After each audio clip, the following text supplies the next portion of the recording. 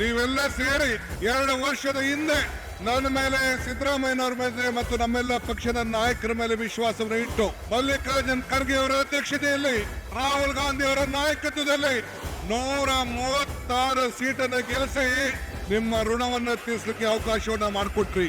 ಇವತ್ತು 5 ಗ್ಯಾರಂಟಿಗಳನ್ನು ಕೊಟ್ಟೆ, 6ನೇ ಗ್ಯಾರಂಟಿಯನ್ನ, ಈ ಭೂ ಗ್ಯಾರಂಟಿಯನ್ನ ಕೊಟ್ಟು ಇವತ್ತು ಒಂದು ಐತಿಹಾಸಿಕ ಕಾರ್ಯಕ್ರಮವನ್ನ ಮಾಡಿ ಇತಿಹಾಸ ಪುಟಕ್ಕೆ ಕಾಂಗ್ರೆಸ್ ಪಕ್ಷ ಸೇರಿದೆ.